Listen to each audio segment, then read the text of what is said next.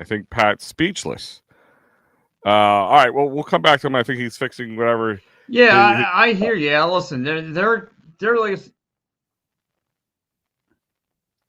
I think you're a little delayed there, Pat. Oh, Go ahead. did Go ahead. Keep going. I've You got lost caught it. up. It looks like you got caught up. Go ahead. No, so my thing is though, like again, look at this Phillies team and understand what there are. Again, the hottest team in baseball, the 8-game winning streak now. You beat up the team with the worst losing streak right now, with 10 straight losses to the Oakland A's. Right, the Oakland A's now sit at 22 and 29. The Phillies are the hottest team in baseball. They are sitting at top of the NL.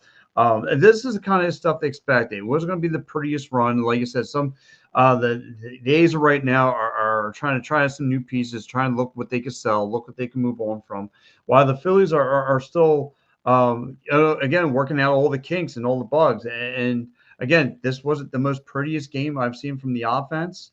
But again, Trey Turner keeping things rocking and rolling. Again, sets the tone of the game with the nice early home run.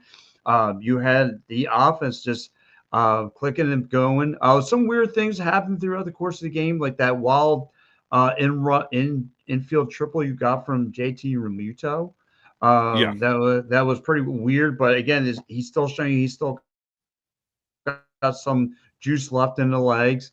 And not to flip the switch here, but the big play from Rojas, showing he can still play center, defense, no deficiencies. Where he, made the play of the night, where he tracked down the ball at the track and comes with a huge steal there. Yeah, I mean, listen, Rojas, you can definitely, at least at the end of the game, give him a lot of credit. Defensively and offensively, adding some insurance that was obviously absolutely needed. If it was not for some of that insurance, we would be either tied or losing right now, or lost this game right now. But it's you have to hope that some of these things are a blip on the radar. I always I try to look, being Mr. Positive that I am. I'm sure some people use the term Homer to explain that, but I'm hoping it's a blip on the radar. I hope it's this team not playing down, because at one point Bryce Harper took more hits off his body than the team got in the field off their bat. So 2 hits tonight, one off the forearm for Mr. Harper, and then one off the shin ankle region. Hopefully just no more than some bruising and swelling that he'll have to deal with. But that's a little scary, a little reminiscent of 2022, and when in June when he took one and had to get surgery and be out for a while, and then come back and play DH for a while. So hopefully that hasn't been hit all year and takes 2 tonight. And guys, I want again thank you. This is It's a Ref Sports for all of our Facebook, Twitter, YouTube, Twitch account, and TikTok. So the ones who are joining me on my live feed, keep it up. Thank you for all the likes, and continue to go subscribe to It's a Ref Sports YouTube page. You can catch all of our content over there. Yeah, listen, Al. Like I said, the offense, like I said, looked decent. In the beginning, again, the guy gives his kid Jacob Lopez coming up 8 Ks of himself for the Oakland A's. But the Phillies did a number on their bullpen, and that's what it came. That's what it came boiling down to. Like you said, Romano, playing like the shell of his old self from about 2 months ago. Didn't want to see that. But listen, he got himself out of a wedge, a tight wedgie. So he got himself out of it, and listen, he just move on from it. Yes, Dave chiming in here. Umpires gave the Phils the game. Strike zone was kind to the Phils terrible. I guess he's trying to say that there was some spots where it looked like between a little framing from JT Realmuto and of course I guess Zach Wheeler being Zach Wheeler, he did get a little close calls. But as Matty B would say, the guy who has the best vision right there is the umpire. So he called it a strike, and listen, it worked out in our favor. If it wasn't this time, we'll see what the umpire's worksheet looks like. I'm sure Matty B will post that when it becomes available, probably early tomorrow morning or in the afternoon. But listen, one thing about strike zones is in these cases, if it's consistent, it's one thing. It's when it's not consistent, it's another thing. Like when one time the ball's a strike, another time the ball's a ball. It's like that's where the problem is. But I feel for the most part there was some that were low, and he called them, but he called them pretty consistently throughout the night. So if you didn't know, by then you should have figured it out. Thank goodness for Tanner Banks. Got the last out. Yep, had to come in closer for Romano. All NL East teams lost but us. Oh, did the Mets go final? Because I know they had a rain delay and extra innings. They were in 12 innings. They actually just ended right before us. So I guess they lost to the Dodgers. So that's a plus for us. But real quick, I want to talk about these key moments. I want to kind of break the game down with you, Pat. Like I said, Trey Turner started off, lead off, home run to deep center field in a minor league team's field, but still it's a home run nonetheless. 1-0 Phillies. You thought, this could be a taste of the way to come. Maybe start putting the bets in now on your FanDuel apps, guys. It looks like it's going to be a slugfest. Well, that kind of did not happen. Thank God for Zach Wheeler for keeping his team at a nothing burger the whole time, because if not, it would have been pretty. It could have been pretty bleak losing to a team as dysfunctional and just don't know what they're doing with themselves, because it took all the way to the 9th inning for them to finally come. I mean, they didn't have a lot of runners in scoring position up until like the 8th inning. I think there was only like 2, and they still didn't really learn to capitalize that. Like you just said earlier, Rojas, it looks like this game was about to get tied up at the very least, but in center field in the bottom of the 8th, Rojas does some ballerina type pirouettes and spins around and comes up with the ball, crashes into the wall, lands on the ground, and to everybody's amazement, held on to that ball and kept this at a 1-0 Phillies lead going into the 9th inning. I know a lot of people get on Rojas, but I mean, still has a half decent batting average. We'll get to his at bat in the moment, but I mean, Rojas' defense, got to give it to him. If it wasn't for him, this could have been a lot different game right now. No, and again, Rojas, well, at least it didn't have the prettiest at bats, 0-3 with a 2 Ks. But again, his defense made up for it, and the big play of the night where he tracked the ball down towards the warning track made up for all the deficiencies he had at the plate. But this is why he's part of the team. Because of his legs, because of his speed, because he can stretch the field, making diving plays like he did tonight. This is why he's part of the Phillies clubhouse, is because of stuff he could do, that aggressive base running, what he did, that little blooper that he had, that you didn't know whether it was going to be a routine fly ball or if it was going to find some kind of gap, which it did. And the wheels are on for that guy. His speed makes up for a lot of his deficiencies. Yeah, Mike, we're still up. Apparently, Pat's wife told him to get out of bed, and my wife put the door on me. So, yep, we're still up. Here we are. So Star Wars is saying we are first in MLB. This is true. Yes. From a winning percentage standpoint, we are number 1 with the Detroit Tigers right behind us with a 33-19 with a 0.635 winning percentage, and the Phillies holding on to a 0.647 winning percentage, which in May means absolutely nothing, but that's just the way it is right now. So, listen, Star Wars, celebrate the little victories, but it means nothing. Like I said, standings mean nothing in May. We'll talk about that further down the line. But bring us to the 9th inning. Apparently, Eric Mason Miller comes in, has not had a lot of work accordingly. This was like his 4th inning pitched in the whole month of May, Pat. So they wanted, 1-0 game. I guess they wanted to try to keep it at a 1-0 game. And maybe if they did, this would have been a different outcome for the A's, but it didn't turn out that way. Miller comes in, and as you mentioned, that really weird single that maybe shouldn't even have been a single, probably was going to be dug out to be a single, where the first baseman of the what's his name? I'm completely Kurtz of the A's went to dig out the ball. Rookie glove goes flying into the air. Mm-hmm. Ball goes into the corner by where the bat, or not the bat boy, I guess the bat boy was sitting on a bucket, and JT Realmuto asked for a catcher having some major wheels. He was able to stretch it out and get on third base.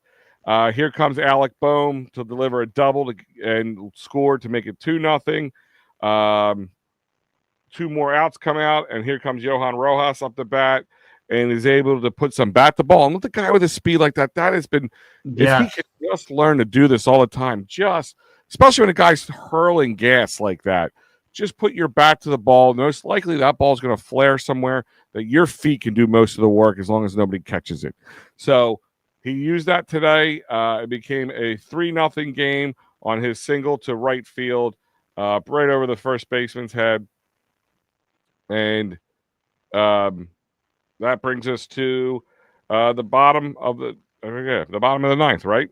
And or no, they score one more run, and then the bottom of the ninth rolls around, and here comes Jordan Romano, who, like we just said, he's been kind of like on a 9-inning or 9-game streak of just no earned runs.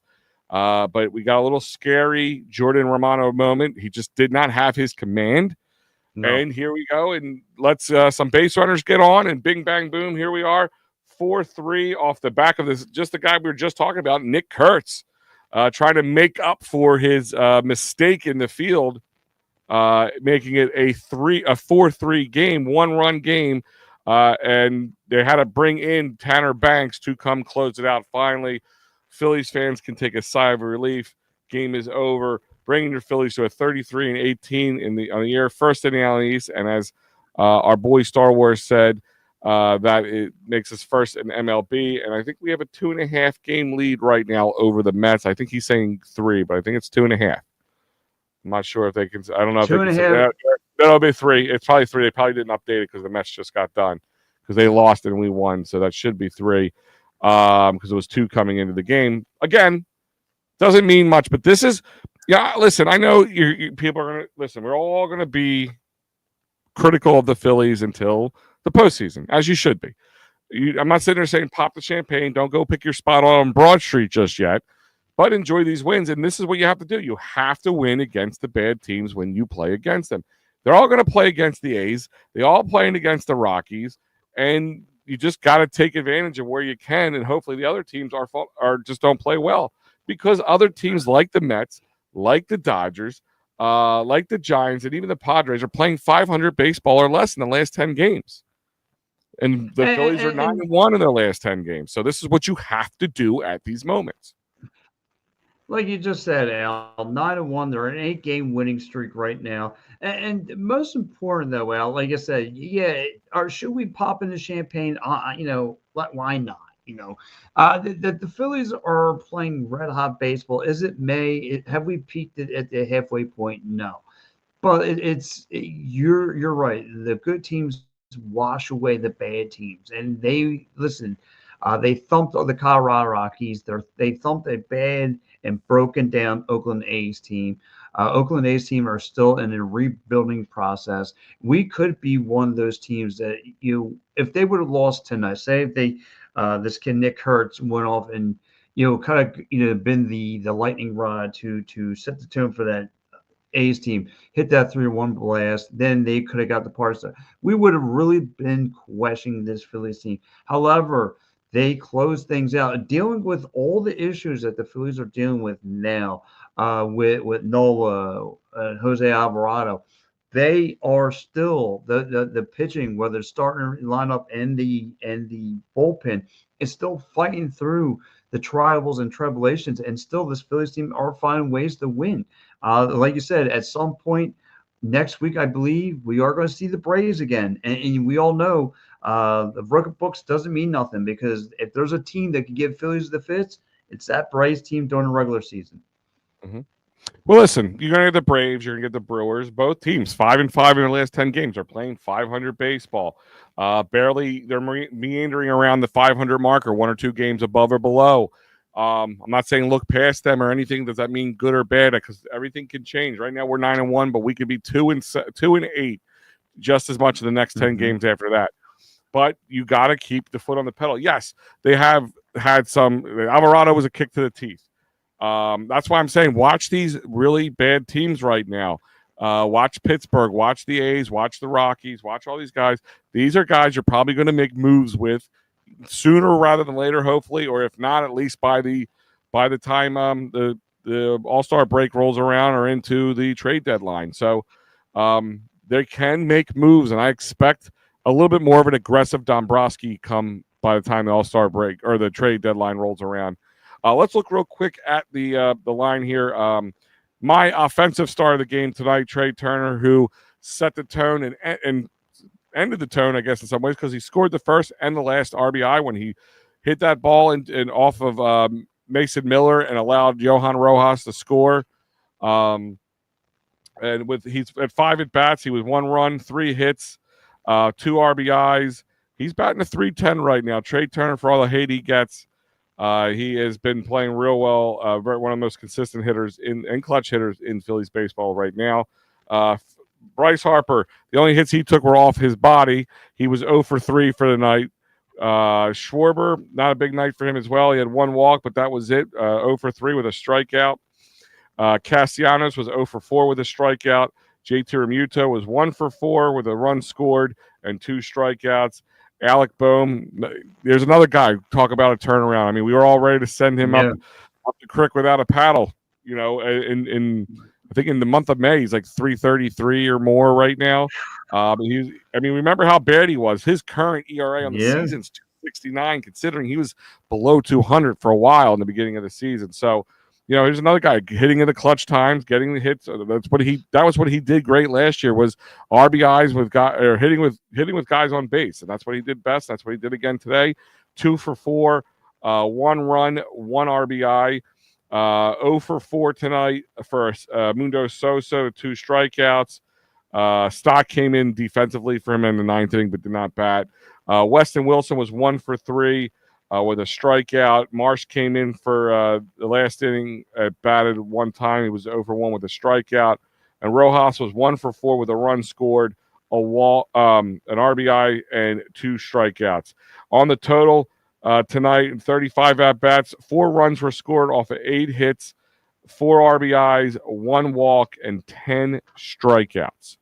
And let me tell you, up until Zach Wheeler, man, talk about walks. He just had a little bit of a – he didn't have – this is what makes Zach Wheeler great, Pat, is this wasn't even a good Zach Wheeler game. Like from a mechanic standpoint, like he just didn't have his normal control, command. His stuff was there. He just didn't have the normal command, but he still went 6 2/3 inning with only letting up 3 hits and 2 walks. Both of them came at the last inning he pitched. He went 8 strikeouts. Like I said, coming into the game, after he left the game, he still keeps it alive with a 2.42 ERA, and I believe in the month of May, starting pitching is like below 2 right now. Wow. Yeah, listen, like you said, he gave up 2 walks. He only allowed 3 hits, but again, this is like a mediocre night of Zach Wheeler. I mean, this is just Zach, average 8 Ks, getting his thing done. Holding, like you said, the reason why this offense doesn't have to struggle is because what he could do, with the fastballs, with the sliders, with the curveballs, with the sinkers, all that stuff. It's amazing. He does not have one favorite pitch. He has a nice repertoire of pitches he can hit you with. How do you he delivers? Zach, listen, it was Zach Wheeler on a bad day is better than most pitchers on a good day. Or you know what I mean? Like that's a luxury we're lucky to have. Like I said, when they extended him, some people were a little worried about the age and the years. But remember, he had a lot of injuries he dealt with in the beginning of his career with the Mets. But since coming to the Phillies, he's been pretty much an Iron Man. And when he goes out there, even when he's not himself, he's still better than most. And it's just nice to have. Like I said, you can't look a gift horse in the mouth. And Wheeler's able to pick up his W today, which is great for him. He's 6-1 on the season. Let's talk about the rest of the bullpen. Like I said, 6 2/3 inning, 3 hits, 2 walks, 8 strikeouts for Wheeler with his win tonight.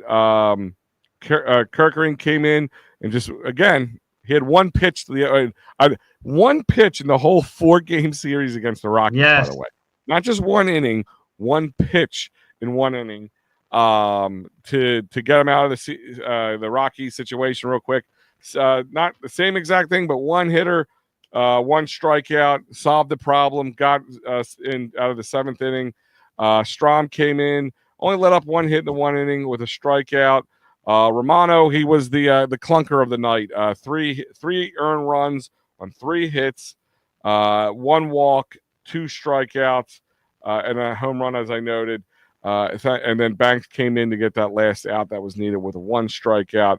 Phillies pitching on the total went 9 innings, 7 hits, 3 run, all earned, 3 walks, and 13 Ks, and the 1 homer coming from Jordan Romano.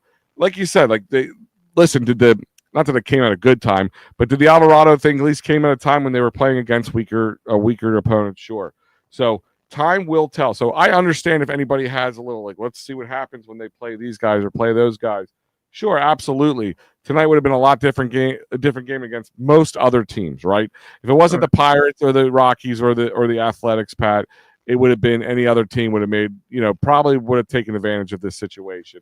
Or maybe they wouldn't have given Jordan Romano the kind of leash he had. No, not at all. And Jordan Romano would have been already booed and all that other stuff. So, like I said, he did all right. I mean, like I said, did not have one of his best pitches in a long time. Didn't. No, not at all. I mean, it was scary. It was scary to see him on the plate, pitching like he was pitching back in early April. I mean, wasn't his prettiest stuff. I mean, he had a couple nice low fastballs, getting a couple of guys to chase, but most of the time, these were Girl Scout cookies that he was giving up, and they were crushing the ball most of the time. But you gave your player the game. I want to give mine. I want to give mine to he, like I said, did not do great at the plate, but defensively, if he did not make it in that star-studded defensive play, we could be talking about a whole new ball game here, and that's Rojas. I think Rojas. Listen, Rojas, he wasn't great at the plate, but he came in clutch again. And if it wasn't for Rojas's hit and then getting on base, allowing Trey Turner to get another hit, Rojas definitely started the game. You can give that to him. I mean, toss up between him and Zach Wheeler, but I think Zach Wheeler is almost an automatic. Oh, yes, is to be a star of the game. So if you're looking for anybody but Zach Wheeler, Rojas, between him and Trey Turner, it's a toss-up. But, yeah, I mean, Rojas, big defensive play, big insurance run, scored 1 as well as earned 1. So, that to me is really I don't like I said, I think a lot of people get on guys, and maybe he may not be the future, but he's playing well right now. So give the man a little credit. Maybe he earns himself a nice trade bait. I don't know, because we're going to see, I think we're going to see an aggressive Dombrowski come the trade deadline. I think the Phillies should trade for Alex Bergman, who is available. He's hitting 297, 11 runs, and 35 RBIs. Yeah, I mean, does this team need more of a bat? Does this team need more? I mean, right now, you got to put your resources into the bullpen, because right now, even the good pieces that we have right now are going to get fatigued at this rate. Mm-hmm. Right now, they were able to be lucky enough to give the Hernandez of the world and Jose Ruiz and those kind of guys the opportunity to play against bad teams like the Rockies, because they're just playing Bash Brothers. That was the opportunity. It comes down to the coming days when they're playing other teams that aren't the Athletics. That's gonna be a big change right there. So let's take a ride down the Broad Street and get our bottom line here. Awesome.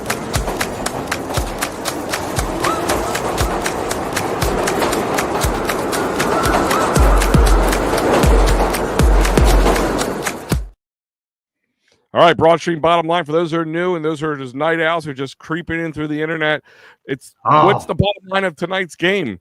My bottom line of tonight's game is take the W's where you can. Was it pretty? No. Is this a bad team? Absolutely. Is the Athletics a bad team? Absolutely. But this is where you have to capitalize. If you make mistakes, make them here against these bad teams. Hopefully it's a blip on the radar. We see all the bats come alive again. But thank God for Zach Wheeler. That's my Broad Street bottom line. My Broad Street bottom line is that the Phillies are continuing to cook. The Phillies still find Rob Thompson. Let's throw him some rose pellet for a change. Rob Thompson still be able to manage and not get stubborn. He's learned from his mistakes. And seeing that Romano was going through a little bit of a rough patch, he decides to pull him out for Banks to save the game. Again, he set the tone with Trey Turner starting off the game with the number, with that leadoff home run. The defense was there. Rojas obviously stepped up. Guys made plays tonight. Again, Remuto turning garbage into gold. He could have just easily got an easy single, but a single turned into an infield triple. So big plays tonight came from your offense, your defense, and like I said, most important, Rob Thompson needs to get rose penalties. Know when to put Trey Turner at the leadoff position. Know when to get Romano out of trouble and put Banks in to save the game. So again, I don't think Rob Thompson is always the first guy to get the thorn bush, but he's never the first guy to get the rose petals. Yeah, no, kind of broke up there, but no, we understand. Rob Thompson just seems to be, when they do good, he's forgotten about. When they do bad, he's to blame. I agree with you. I think Rob Thompson gets a little bit more hate than most he should give. It looks like Pat's blinking out for a second. I'll take it from here. Like I said, another bottom line is watch these teams, these bad teams. Watch them and watch them real close, because guys like Sterner, guys like Miller, those, like I said, Bird for the Rockies, these are kind of guys that could be in the red and white pinstripes in the next coming months, hopefully bolstering this bullpen to make a deep playoff run to the World Series and hopefully a trip down Broad Street. But guys, real quick, while we wait for Pat to get himself back together, let's take a trip around the bases.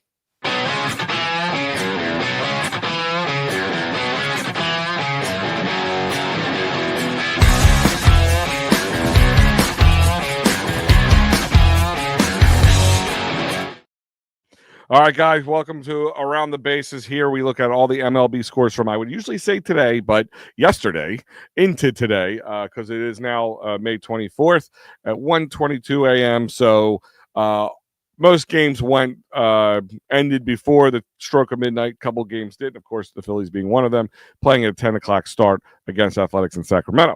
So right now, at the end of the game, Orioles continue to be just a bad. Talk about another dysfunctional team. Red Sox beat up on them 19-5. 19-5. 19. That's as many hamburgers Pat had for dinner tonight. 19-5. Pirates squeaked one out against the Brewers 6-5. Another throttling tonight. Cubs throttled the Reds 13-6. Giants beat the Nationals 4-0. The Rays beat the Blue Jays 3-1. The Guardians beat the Tigers 3-1, which has given us the ability to be the number one in MLB right now. The Dodgers beat the Mets 7-5. Padres beat the Braves 2-1. White Sox beat the Rangers 4-1. Twins beat the Royals 3-1. Astros lost to the Mariners 5-3. Cardinals beat the Diamondbacks 4-3. Rockies got a W today against the Yankees 3-2. The Angels beat the Marlins 7-4, and of course, as I said, the Phillies beat the Athletics going 4-3, being the only NL East team to win on May 23rd and early 2024 morning time. So that is your trip around the bases. If you really want to take a look at the standings, like I said, Phillies are tops in baseball, tops in the NL, and definitely tops in the NL East, where it's the most important in my eyes right now. 33-18 on the season, with a .647 win percentage. They're 17-8 at home, 16-10 on the road, and in the last 10 games are 9-1. And like I said, that's your biggest difference right there. It has allowed them to gain more ground on other teams, because most teams right now, outside of maybe the Cubs, are 500 or less in that time in the last 10 games. Mets, Braves 5-5 in the last 10 games. Nationals 6-4 in the last 10 games. Cardinals are 6-4 in the last 10 games. Brewers are 5-5. Reds are 5-5.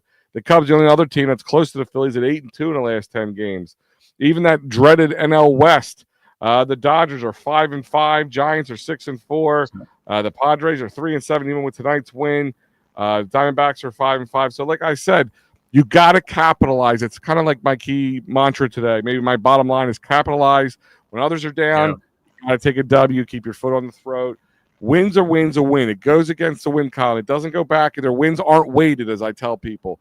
At the end of the season, when you want to try to get that, that good seeding and all that playoff, hot spot. When Philly rocking, getting the bricks and girders rocking. This is what you do it. This is what you look back on that you did. You swept the Rockies 4-0. You swept 4 games. You swept the Pirates, and you started with a win against the series with the Athletics. These are the ones that you're going to remember. Okay, I always say, dominate the bad teams, go 500 or better against the good teams, and you're going to have yourself a nice playoff seeding. And that's what the Phillies are currently doing, even with some of the woes that they're dealing with. Same. The Phillies are, Al, you said it best. You're handling business against the bad teams, and that's what good teams do. And this is why the Phillies are showing they're number one. And look, I get it. The Mets are facing it off against the Dodgers, and I get it. They've been having their ups and downs. Right, and they just had. And early in the season, remember this: the Dodgers started the season a little earlier because they were in Japan. They had an 8-game winning streak before they went up against the Phillies and won that series against the Dodgers. So, I mean, and then again, they played against the Mets and did not fare well against the Mets. So, I mean, that's why I always say you got to take these where you can.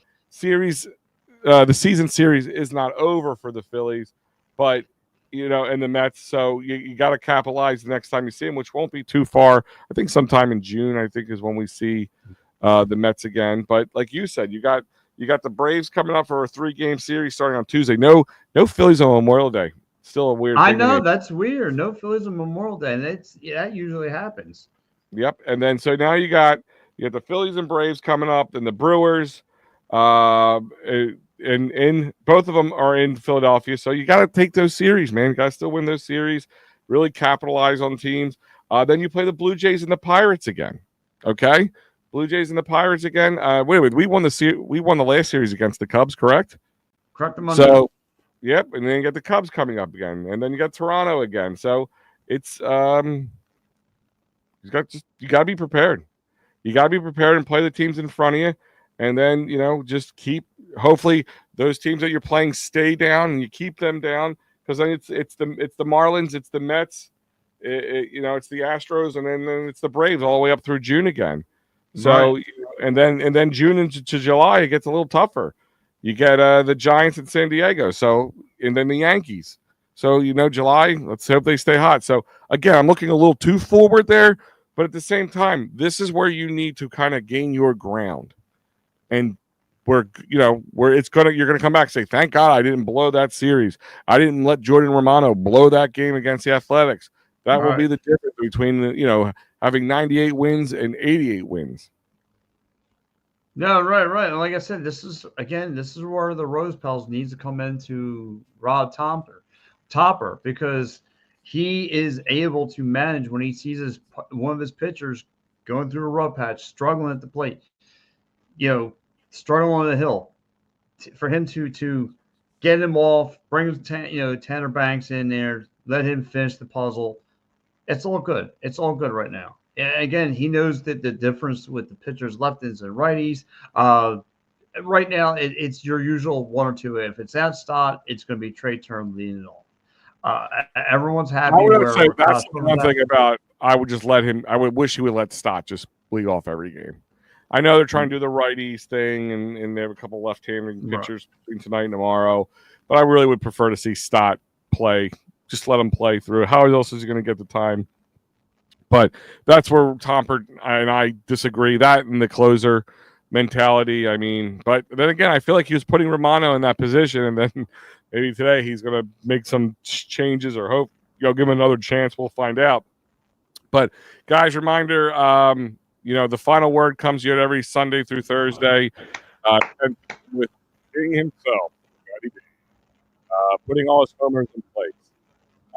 Don't forget Pat Bernard and Steve Menendez coming at you, talking attacking third, talking all Philadelphia Union. And then Sunday, you'll get to see me and Pat. Well, at least you'll see Pat and Mike with my voice in the background. Oh, gosh. With these guys for P&M in the AM, talking where your Sundays will never be the same again. No. And of course, your Fighting's final lineup for the rest of this weekend series. Stevie Fenentes coming at you on Saturday and Sunday. Matty B, which I'm sure he'll bring a little down on the farm action. Don't talk about farm animals around Pat. He gets excited. But other than that, guys, we will see you Sunday. He's Pat Bernard. Where are they going to find you at, Pat?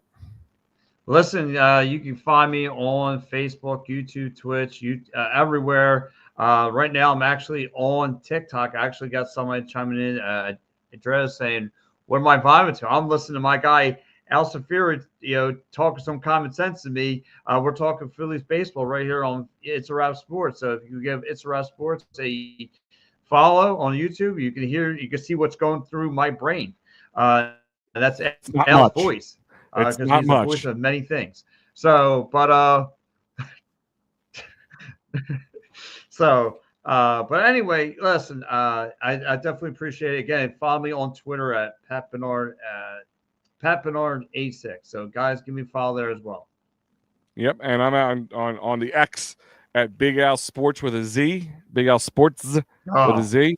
And don't forget to find all the other great stuff here on the It's a Wrap Sports Network.